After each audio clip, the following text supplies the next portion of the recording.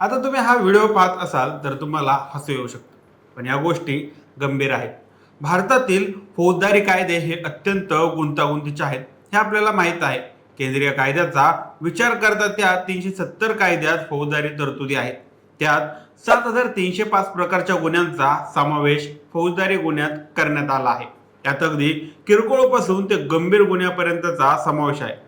त्यामुळं सामान्य नागरिक आणि व्यावसायिकांनाही मोठ्या अडचणीचा सामना करावा लागतो.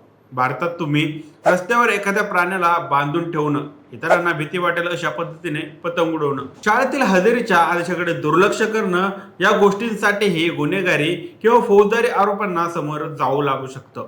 यात सामान्य माणसाला किरकोळ पण कायद्याला मोठे वाटणाऱ्या गुन्ह्या, अशाच काही गुन्ह्यांची माहिती आजच्या या व्हिडिओमधून घेऊया. नमस्कार, मी सनी आणि तुम्ही पाहताय दैनिक राज्य लोकतंत्र.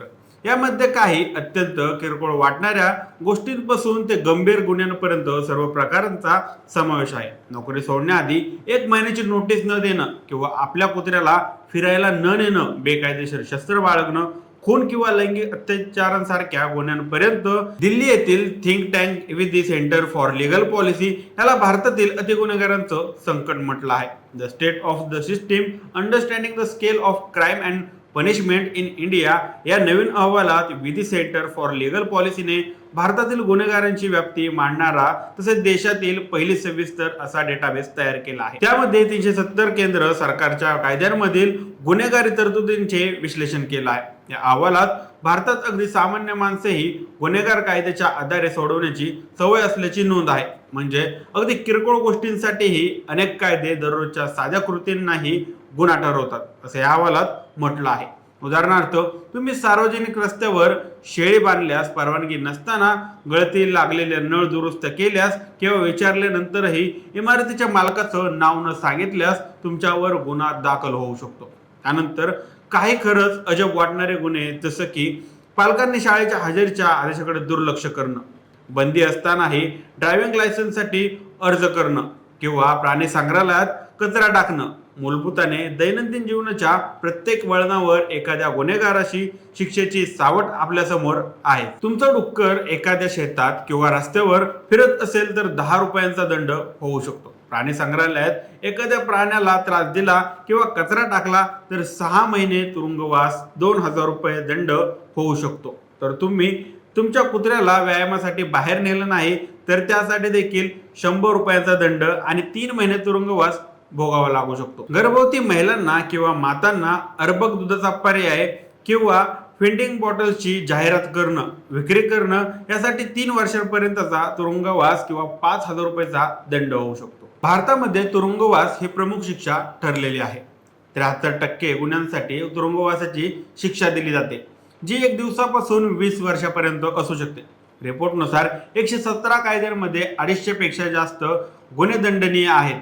ते दस्तऐवज कागदपत्र सादर करण्यात होणाऱ्या उशिरासाठी शिक्षा ठरवतात. यामध्ये संपत्ती आणि कर परताव्यापासून गिफ्ट घोषणांपर्यंत अनेक गोष्टींचा समावेश आहे. 80 कायद्यांमध्ये सुमारे 124 गुन्हे सरकारी अधिकाऱ्यांना अडथळा निर्माण करण्यासाठी गुन्हा ठरवतात, परंतु अडथळा कशामुळे होतो याची स्पष्ट व्याख्या केलेली नाही. मृत्यूदंडाची शिक्षाही काही प्रकरणात दिली जाऊ शकते. ही शिक्षा फक्त हत्या किंवा बंडखोरासाठीच दिली जात नाही, तर तेल किंवा गॅस पाईपलाईनला हानी पोहोचवणे किंवा कर्तव्यावर दापलेला सैनिक पडला जाणे यासाठी देखील ही शिक्षा लागू होते. एकूण 301 असे गुन्हे आहेत ज्याला भारतात कायदेशीरपणे मृत्यूदंडाची शिक्षा आहे. केंद्रीय कायद्यानुसार 7305 गुन्ह्यांपैकी जवळपास 80% गुन्ह्यांमध्ये दंडाची शिक्षा दिली जाते, जी 2 रुपयांपासून ते तब्बल 50 लाख रुपयांपर्यंत असू शकते.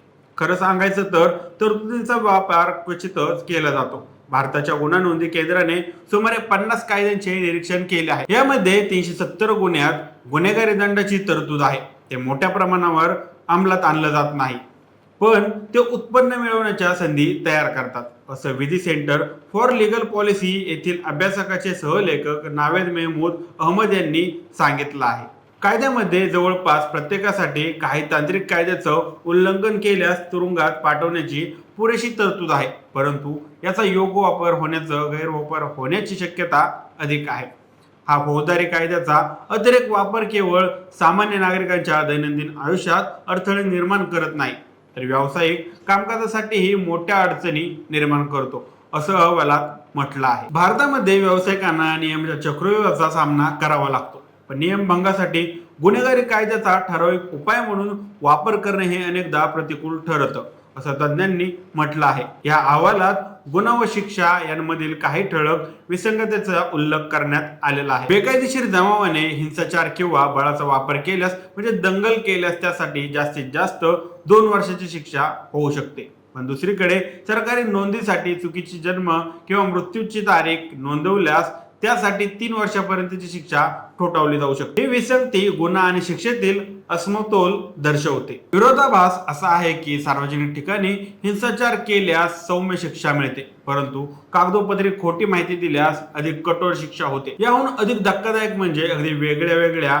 तीव्रतेचे गुन्हे मात्र समान शिक्षेस पात्र ठरतात. उदाहरणार्थ, होमिओपॅथीचा परवाना नसताना उपचार करणे, सिग्नल तोडणे किंवा एखाद्याला जबरदस्तीने मजुरी करायला लावणे या सगळ्यांना 1 वर्षाची शिक्षा आहे. दैनंदिन आयुष्य आणि व्यवसायाशी संबंधित गुन्ह्यांची प्रचंड संख्या ही गोष्ट दाखवते. नियमांचं पालन करून घेण्यासाठी सरकार किती प्रमाणात फौजदारी कायद्यांवर अवलंबून आहे, असं या अहवालात म्हटलं आहे. या अतिनिर्भरतेची किंमत केवळ नागरिक आणि व्यावसायिकांनाच नाही तर राज्य यंत्रणेलाही मोठ्या प्रमाणावर मोजावी लागते. भारत सध्या 3.4 कोटींपेक्षा अधिक फौजदारी खटले प्रलंबित आहेत. यापैकी 72% खटले 1 वर्षापेक्षा अधिक काळ रेंगाळलेले आहेत. तुरुंगाची स्थितीही गंभीर आहे, ते 131% भरलेले आहेत. न्यायालय आणि पोलीस दल सतत कर्मचाऱ्यांच्या कमतरतेला तोंड देत आहेत. कायदा आणि सुव्यवस्था राखण्याची यंत्रणा देखील ताणली गेली आहे. 1 जानेवारी 2023 रोजी भारतामध्ये दर 1 लाख लोकांमागे फक्त 154 पोलीस कर्मचारी होते, जे मंजूर 195 पेक्षा खूपच कमी आहेत. देशभरात 2.72 दशलक्ष मंजूर पोलीस कर्मचाऱ्यांच्या पदांपैकी 5,81,000 पदे रिक्त आहेत. तरीही आपण या अत्याधिक ताणलेल्या यंत्रणेवरच लहान मुलांच्या सामना करण्यासाठी अवलंबून आहोत. त्यात काही गुन्ह्यांसाठी केवळ नाममात्र दंड लागतो, असं अहवालात म्हटलं आहे. आक्षेपार्ह सामाजिक मूल्यांवर परिणाम करणाऱ्या कृत्यांपुरतेच गुन्हेगारी कायदे मर्यादित केले पाहिजेत, असं त्या अहवालात म्हटलं आहे. अधिकारी म्हणतात की ते 100 पेक्षा जास्त कायदेशीर तरतुदींमधून फौजदारी दंड काढून टाकण्याची योजना आखत आहेत. 2023 मध्ये 180 तरतुदी हटवण्यात आल्या आहेत. हा कायदा लोकांना कसं वागवतो यावर पुन्हा विचार करण्याची संधी आहे. कमी भीती, अधिक विश्वास, कमी संशय आणि नागरिक सहभाग अधिक असंच ते असावं. या माहितीबद्दल आता तुमचे काय मत आहेत आम्हाला कमेंट करून नक्की कळवा आणि जर राज्य लोकतंत्र चॅनलवर नवीन असाल तर चॅनलला नक्की सबस्क्राईब करा. धन्यवाद.